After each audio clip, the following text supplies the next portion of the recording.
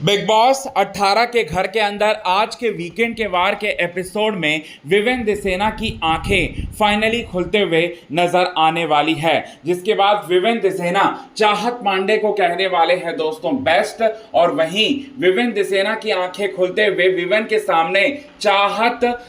की अच्छाई जो है वो सामने आने वाली है। वहीं नायरा और साथ ही साथ यहाँ पर जो ईशा सिंह है उनकी असलियत, उनका मकसद भी सामने आएगा, जिसके बाद विवेक सेना चाहत का पूरा साथ देते हुए ईशा और नायरा की बजा देंगे बैंड और उनको देने वाले हैं दोस्तों बड़ी सजा। दरअसल में सलमान खान एक कंपटीशन करवाते हुए नजर आएंगे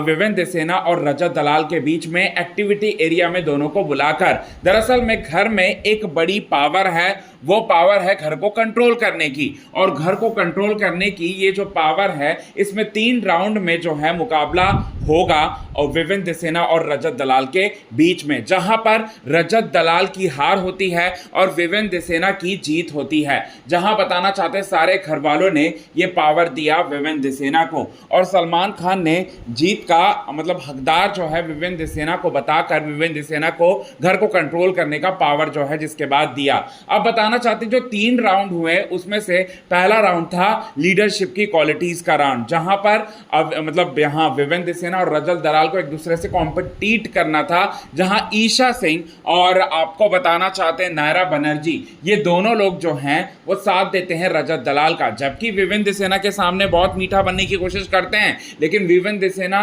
के जब साथ देने की बारी आती है तो वो लोग साथ नहीं देते, और 2-3 राउंड और होता है जिसमें नायरा बनर्जी और यहाँ पर जो ईशा सिंह है वो अपनी असलियत जो है वो दिखाते हुए नजर आते हैं दोस्तों। तो ऐसे में आपको बताना चाहते हैं विवेक सेना के सामने ये सच्चाई सामने आती है कि दोनों जो है उनसे मीठा बनने की कोशिश कर रहे हैं, लेकिन दोनों ही उनके खिलाफ हैं। ये बात पूरी तरह से उन्हें समझ में आ जाती है। अब उनके हाथ में एक बहुत बड़ी पावर है और वो पावर का इस्तेमाल सिर्फ और सिर्फ विवेक सेना के अकॉर्डिंग चाहत पांडे, करणवीर मेहरा